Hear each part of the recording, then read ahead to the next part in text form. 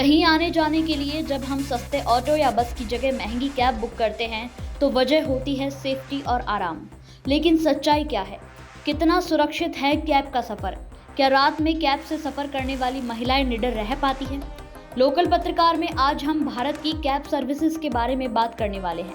हमारी ये खबर उन लाखों लोगों को देखनी चाहिए जो रोज कैब बुक करके ट्रैवल करते हैं। तो जैसा कि आप जानते हैं कि ऑनलाइन कैब बुकिंग सर्विस में मोटे तौर पर दो ही कंपनी का कब्जा है। एक है भारत की ओला और दूसरी अमेरिकन कंपनी उबर। बात करें भारत की तो यहाँ कैब से ट्रैवल करने वाले लोग अक्सर ही दोनों कैब सर्विसेज की शिकायत करते हैं। कभी ज़्यादा बिल तो कभी ड्राइवर का व्यवहार, कभी कस्टमर केयर से सही जवाब ना मिलने की तो कभी कैब की खराब स्थिति की। और इससे भी बदतर हालात हैं जो कुछ महिलाओं ने सेक्सुअल असॉल्ट या फिजिकल वायलेंस के रूप में झेले हैं। ताज़ा मामला कर्नाटक के बेंगलुरु का है, जहां कैब बुक करने और फिर राइड को कैंसिल करने पर एक ऑटो रिक्शा चालक द्वारा महिला यात्री को पीटने का मामला सामने आया है। ये फिजिकल वायलेंस का मामला था।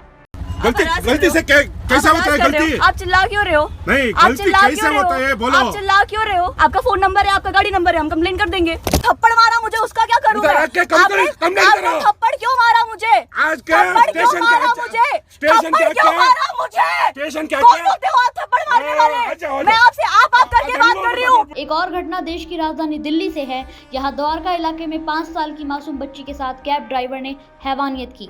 ये सेक्सुअल असॉल्ट का सबसे बुरा रूप था।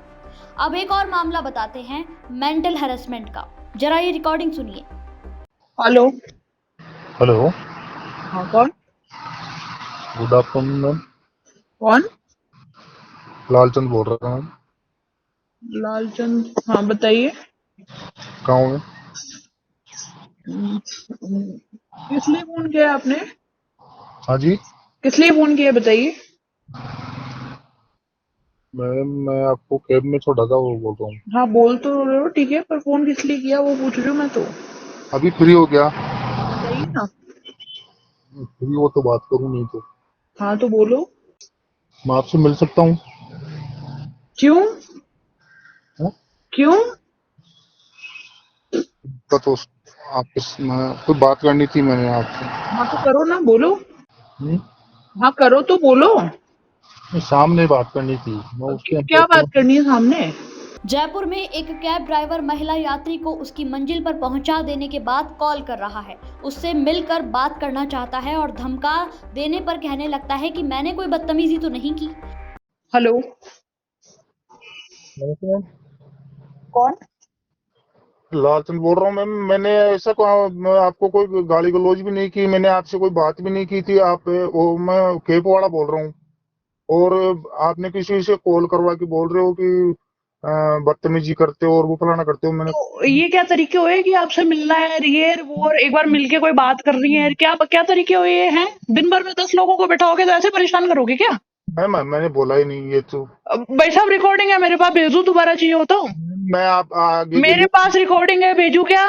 मैं ये नहीं कर दिन रहा भर में 10 लोगों को बैठाओगे तो ऐसी हरकतें करोगे क्या? हैं? नहीं क्या काम है, क्यों मिलना है? मैम, मेरी सुनो, पहले मेरी सुन लो। सुन अगर लिया मैंने। रात को भी आप वीडियो कॉल कर रहे थे, क्यों कर रहे थे, क्या काम है? वीडियो क्या? कॉलिंग हाँ मैंने भाई स्क्रीनशॉट भेज दूं क्या? रिकॉर्डिंग भेज दूं क्या? आगे के लिए सॉरी ये तरीके होते हैं? दिन भर में 10 लोगों को बैठाओगे तो ऐसी हरकतें करोगे हैं? मैम, मैं गलती स्वीकार कर रहा हूँ इस चीज की।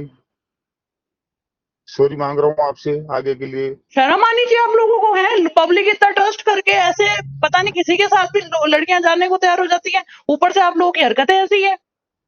मैम सॉरी मांग रहा हूँ, वेरी सॉरी। पता नहीं ऐसे दिन भर में कितना, ऐसे कोई भी बैठेगा तो उसको फोन करके मिलना है, करना है, ये करना है, वो करना है, ये तरीके होते हैं?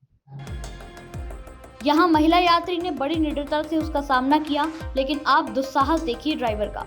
चोरी और सीना जोड़ी की कहावत इस इंसिडेंट पर बिल्कुल फिट बैठती है। हालांकि महिला यात्री ने सूझबूझ से काम लेते हुए खतरे को टाल दिया, लेकिन सभी महिलाएं ऐसा नहीं कर पाती।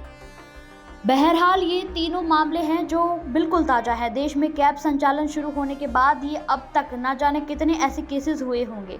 कुछ में रिपोर्ट हुई तो कुछ दबा दिए गए और कुछ में पुलिस तक शिकायत ही नहीं पहुंची। हालांकि 2019 के बाद केंद्र सरकार ने विशेषकर महिला यात्रियों की सुरक्षा के लिए कैब्स में अनिवार्य रूप से पैनिक बटन लगाने का आदेश किया था। पैनिक बटन का एक लाल रंग का स्विच होता है। खतरा महसूस होने या मदद के लिए इस बटन को दबाया जा सकता है। ये बटन हर 5 सेकंड में पुलिस को अलर्ट भेजता रहता है। पैनिक बटन दबाते ही VLTD यानी कि व्हीकल लोकेशन ट्रैकिंग डिवाइस और GPS की मदद से कैब की रियल टाइम लोकेशन, गाड़ी की स्पीड और गाड़ी के रूट से जुड़ी जानकारी अधिकारियों तक पहुंच जाती है। लेकिन एक सच ये भी है कि इतना कुछ होने के बावजूद इंसानियत को शर्मसार कर देने वाली ये घटनाएं हो रही है।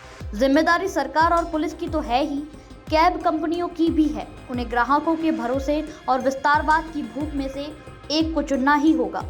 जिम्मेदारी हमारी भी है कि ऐसी घटनाओं पर चुप ना रहें, हिम्मत हारे बिना गलत के खिलाफ आवाज उठाएं। लोकल पत्रकार अब लेता है विदा, इस वादे के साथ कि फिर लौटेंगे किसी और बर्निंग सोशल इशू के साथ। तब तक ना गलत कीजिए और ना गलत सहिए।